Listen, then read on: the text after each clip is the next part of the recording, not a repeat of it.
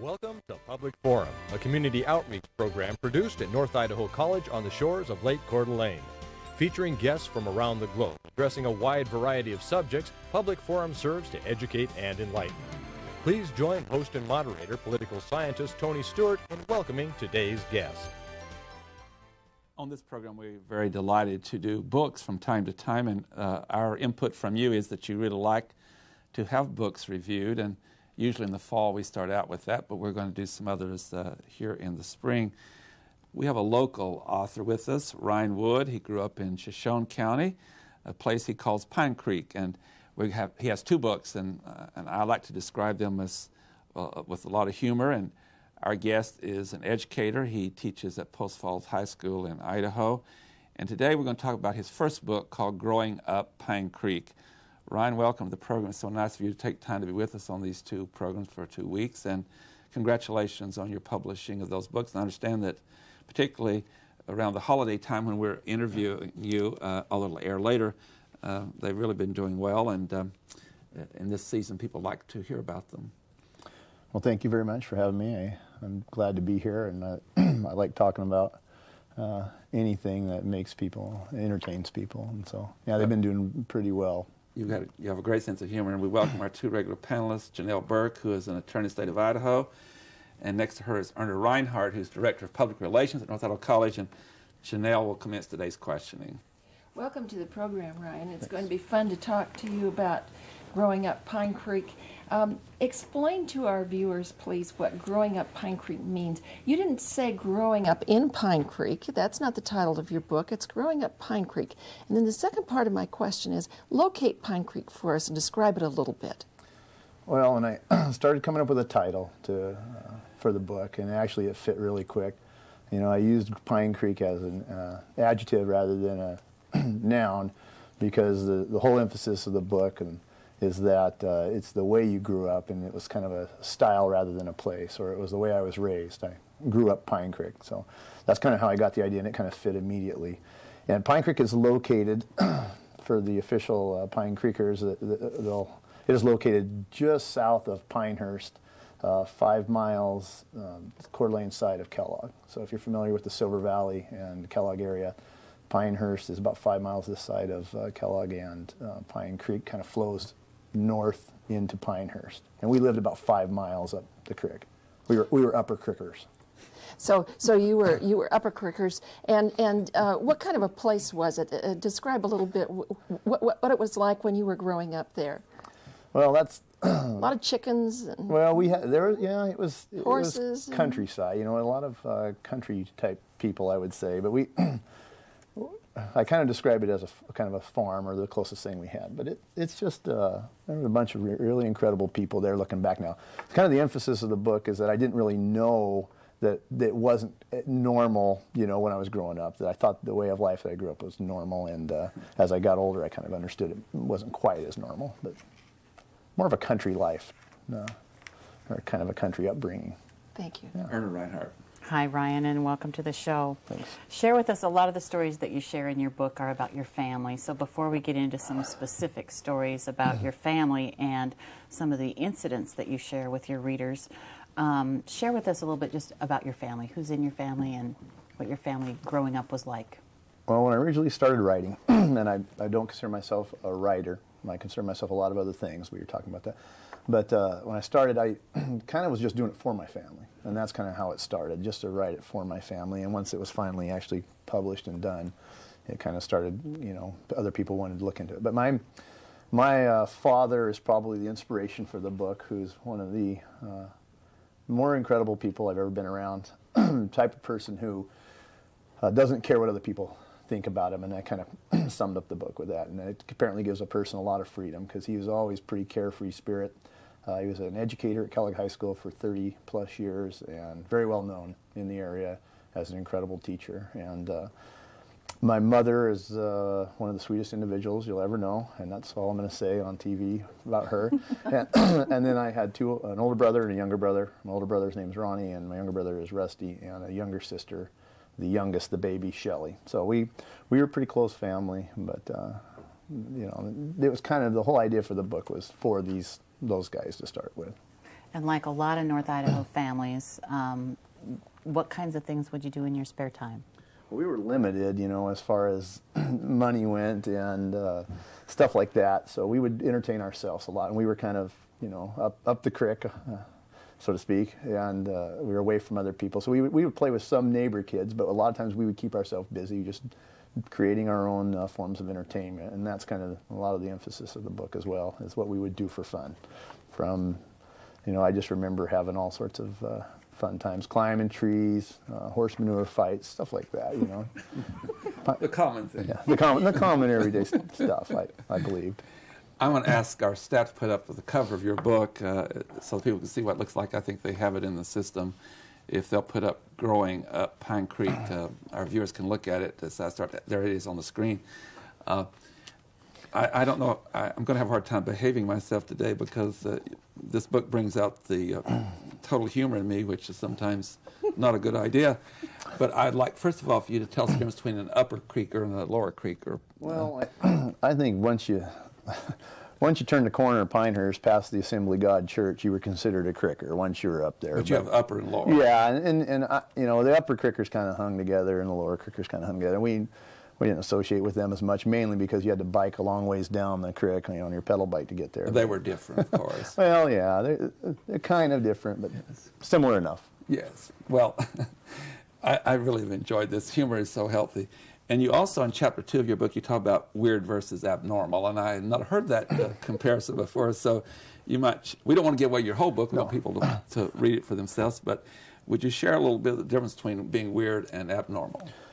Well, my thought was when I started to write about some of the things we would do as kids, from the bottle rocket wars and the other stuff that we would do, that some people might construe that as being weird. And then I started thinking that weird has a negative connotation, and that, when people say something's weird, it usually is, associated as being, negative.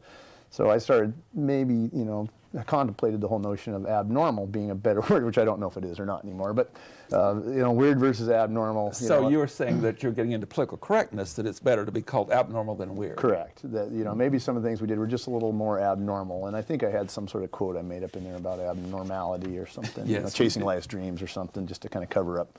Yeah. I'll go back to Janelle. Yeah. You have some definitions in your book, too. Can you share with our viewers some of the definitions? Well, the idea, and I have to be honest, half of the definitions were actually penned by my father years ago. He was doing something, messing around in class or something with his kids, and I got a piece of that, and I kind of used some of his to begin with the whole idea. The notion is that if you travel to different places in the world, Pinecreek being one of those locations, you must be able to speak with the natives and be able to speak their language. So I've given a small dictionary in there to allow you, if you ever do travel up Pinecreek, to be able to communicate with them. For example, a truck, a T-R-U-K. Truck, T-R-U-K. I don't actually remember the definition of anything that has... That runs. Yeah, that runs, okay. And no, I think maybe the truck doesn't run yet. Yeah, a good truck. A good truck. A good truck runs. is one that actually runs. Right. Yes. Yes. So a truck might be a place that you store certain things. Up Pinecreek, it is a lot of things. Yeah, you can store a lot of things. Sometimes they're used as flower planters and stuff like that as well. Plant flowers in the back and stuff. But And you also, on the front of your book, there's a picture of your dad. He's standing on a Jeep, on a barrel, way up there. What was the occasion? Well, that was him in 1974. I found that picture later on after I started writing the book, and I thank you for bringing that up because it's one of my favorite pictures I have. Of 1974, I was 4 years old at the time, and he was building his barn, which there were no building codes apparently at that time, or if there were, he ignored them. And there may not be any in Pinecreek yet. and he was putting up one of his outbuildings, his barn there, and that was his ladder system he used because he didn't have a ladder. And I kind of mocked him in the story, if you caught it later on, about this device he had. He always claimed it was that way he could move very quickly, jump in the Jeep, pull forward, and move the scaffolding. But it was a source of scaffolding to put the Jeep underneath and then a barrel on top of it. Right, well, and yeah, a board. 2x12s on the roll bar of the Jeep, and then the upside-down garbage can. That's a garbage can, actually. Actually, a garbage can. Yeah, upside-down garbage can. And climbed on top of that. Yes. And which was acceptable. That was normal. people, it was 1974, that wouldn't have been Very resourceful. weird or abnormal, for that matter. That was pretty well accepted. But I mock him later on. Since this time I wrote the book, he did send me a picture of him on a ladder, showing that he did own a ladder now. So he did send me that in the mail. So that was more advanced times that he's. Yeah, it was he's moved a ladder. That was 2 years ago, I think he finally got one. So yeah. Okay. Erna Reinhardt. What a riot. Not everybody, Ryan, has the opportunity, I guess you would call it, to play or spend some spare time in a mine or use a mine as a playground. Share with us a story that you tell in your book about having this mine, apparently, close in vicinity to Pinecreek, and that you spent so much time there that your brother got to know the habits of all the rats. Well, Pinecreek in the whole Silver Valley is loaded with old mine tunnels from the Great Silver Age, and we had some neighbors, which I talk about in the book, and Dave and Gary Does were the older siblings of the family that used to haul us everywhere. They were anywhere from 6 to 8 years older than me, just guessing, because I never actually figured it out. But they would haul us everywhere. So I'm going to blame everything as far as the mines go on Dave and Gary, them dragging us around. But we used to go and explore old mines just for fun, and there were a lot of them up there. And so we used to go and mess around in them on summer days when we had nothing better to do. And from time to time we would pack guns in there, 22s, to shoot at the pack rats that lived in there, which literally are pretty big animals. So as far as my older brother knowing a lot about the pack rats, kind of exaggerated. We knew just as much as he did, really, about how to hunt them, but I didn't have a lot to talk about in that chapter, so I think I just kind of bolstered Ronnie as the big pack rat hunter. But sometimes I wondered as I read the stories where your mom was in all this, because it's like they just go play in the mine. Well, she was a very great mother, and I want to make sure that's clear. But I kind of, looking back now, kind of question some of the parenting decisions that they made. No, I say that Deb's the book as being kind of an attack on my bad parenting decisions or attack on my parents. But the reality is I come full circle in the book. Some of the stuff I talk about is slightly exaggerated, but I come full circle in the book, and the idea is that I wouldn't trade my upbringing for anything because of the way I was brought up. So, but yeah, we used to run around the mines a little. It's just a wonderful, wonderful story about a family and your neighbors and your friends. Mm-hmm. My favorite thing in the book was the rooster, because I had a personal experience myself. When I was about 5, I went to visit an aunt, and they had this hen, and she had little chickens, and I didn't know that she was so protective, and she attacked me. And she hit me I was just a little guy, and she hit me between the forehead, and I was really bleeding. And I believe that hen was as mean as the rooster in your story. So would you share with us, it's just a wonderful story about the rooster and what happened to all of you, including your father. He was going to go take care of the problem, but apparently the rooster lost his life over this episode. Yeah. Well, it's a true story, like most of them are. And I'll just put out front, right off the bat, that roosters and chickens, for that matter, are pretty evil animals. In my opinion, no.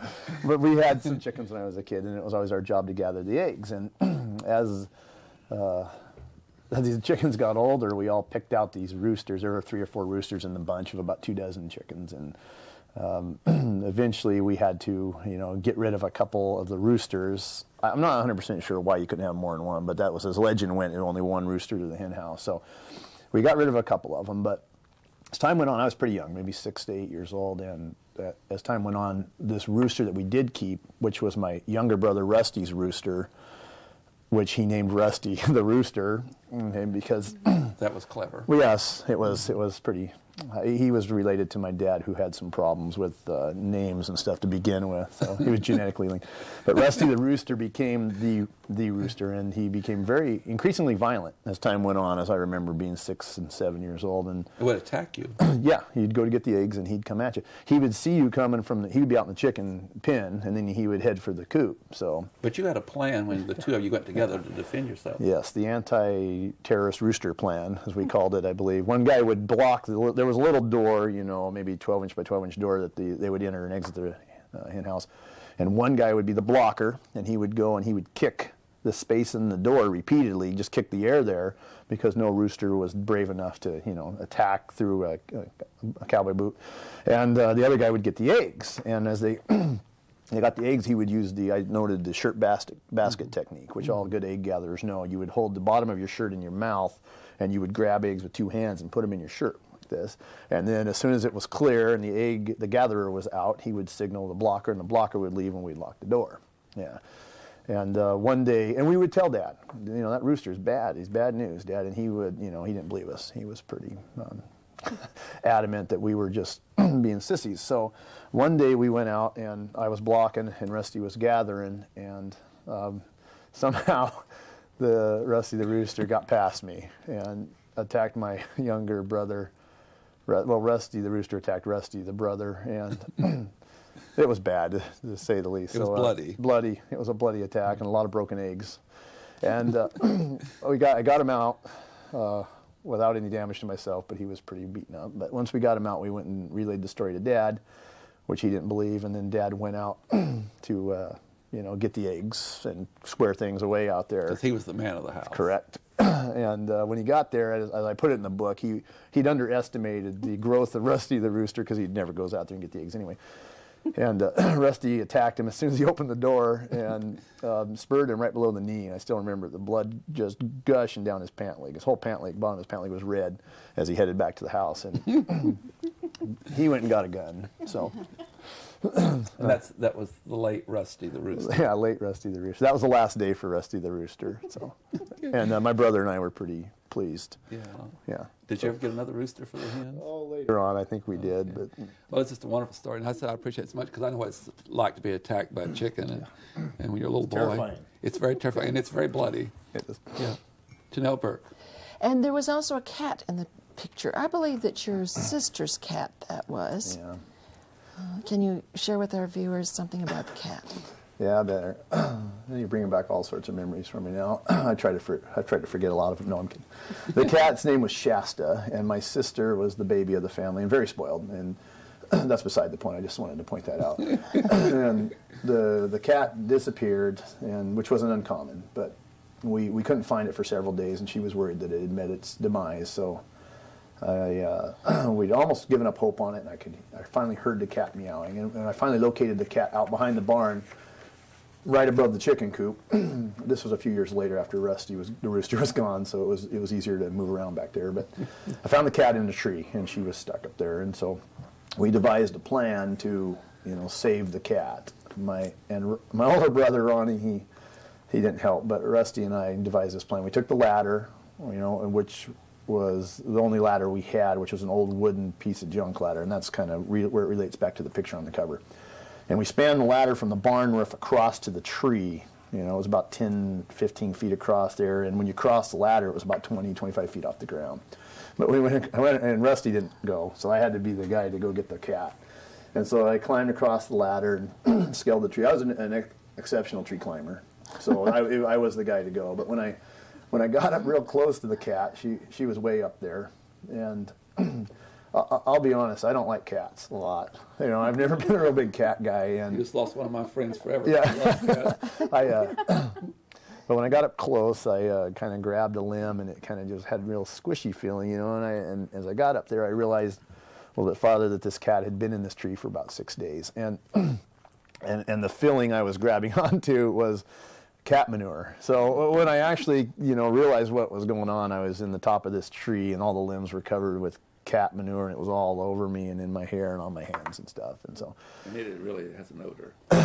it's the worst. I think I think it might I think I listed the hierarchy of manures in the book. I did, cat being at the top. But yeah, But that's the story. Now, I want to stop at this point because our readers just have to get this book to find out whether the cat got down from the tree or not. And what happened. I'm not going to tell today Thank you. what actually See, I need happened, marketing help like this. This is what I've been what lacking. actually happened to the cat. But the outcome is interesting. And so people should get the book and read about the cat. Yes, I agree. And many people will relate to these stories from their own growing up and remember when they had adventures like this with their brothers and sisters.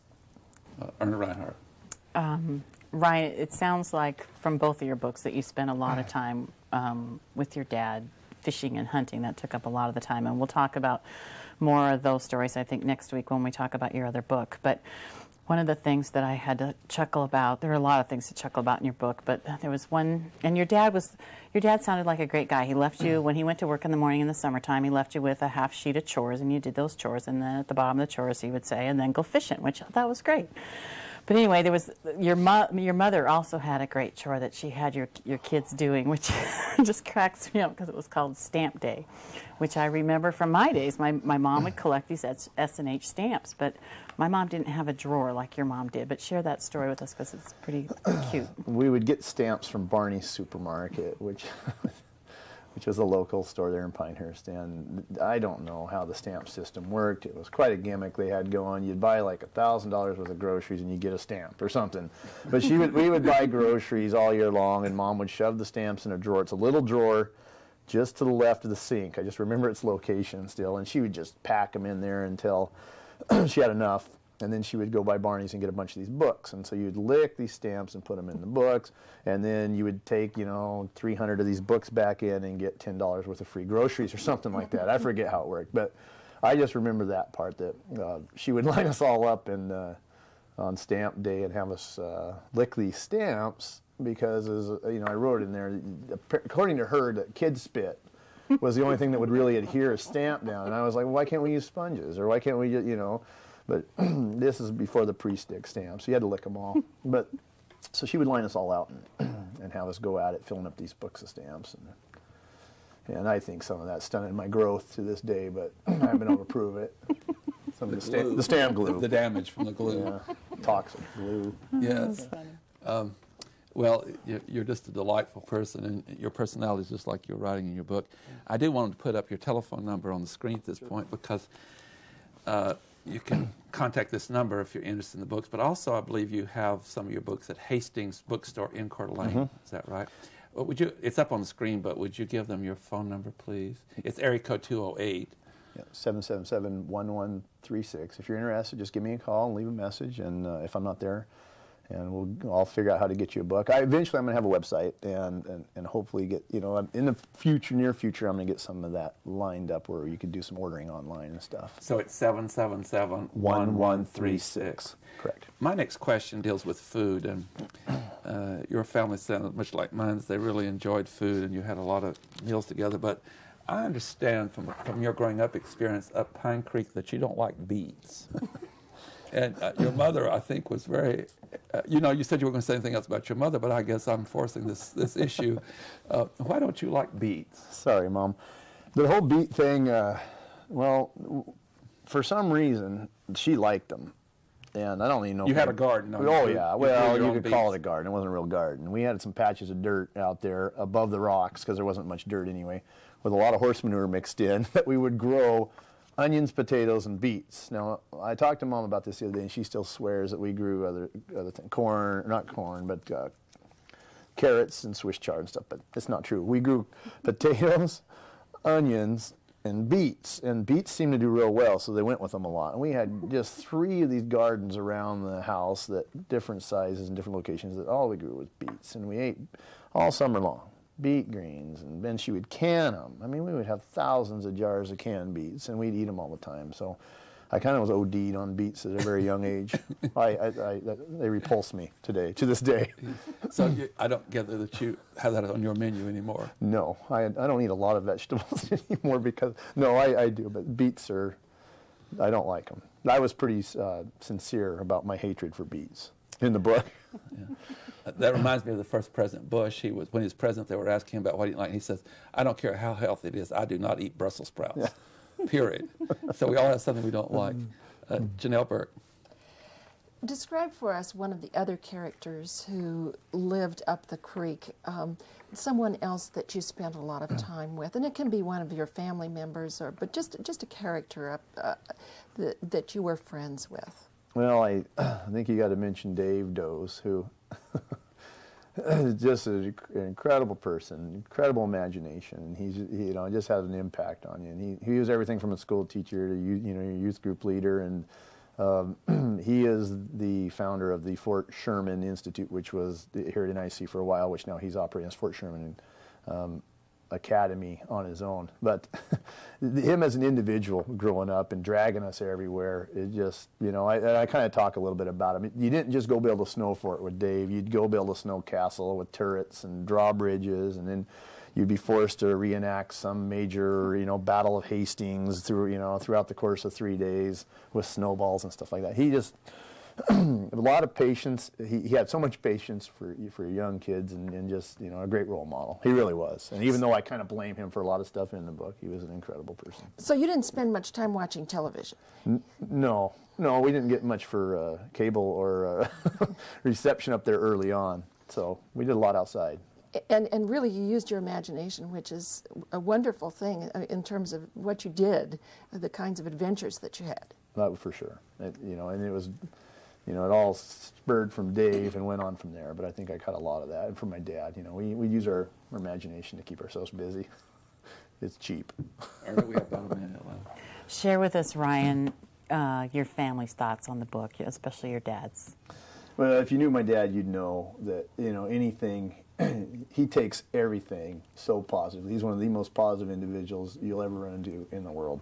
And so they think it's great. They, they laugh at it, and Mom was a little worried that I used one or two cuss words in there, typical mom. But other than that, they're very supportive. And Dad if you knew my father, just incredible. He loves to laugh, and loves life, and that's where I get a lot of it from. So it's been taken very well by everybody in my family, and pretty much everybody that may have been mentioned in the book. Great. So. That's always important. Next week we'll talk about some quotes about your family in the book, but it's just filled with humor and realistic stories about what happened in your growing up. And ladies and gentlemen, we've been talking about Ryan Wood's book called Growing Up Pinecreek, and again, Hastings Bookstore has it, along with Ryan Wood's phone number is 208-777-1136. I'm a great lover of humor, and it's been just a wonderful delight having you on the program today. I always start relaxing when I'm around someone who has the humor that you do, and congratulations on this. And I know before we started the program today, you said that it was really having great interest in our region. And also I'd like to say that Shoshone County people, I think, are just wonderful. I spend a lot of time up there, and they're a very special group of people, and I love always being there. Ladies and gentlemen, the good news is that Ryan Wood will be back again next week, and his next book that we're going to talk about is called Brush Fits and Other Woodsman Maneuvers, and it's just as great as this book, and we'll find out what the word brush fits means next week. Until then, please have a good week. I am Tony Stewart.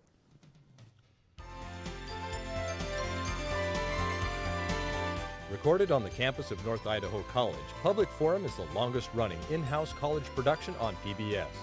Each episode is pre-recorded live and is an educational outreach from North Idaho College. Please join us at this same time next week for another edition of Public Forum on this public television station.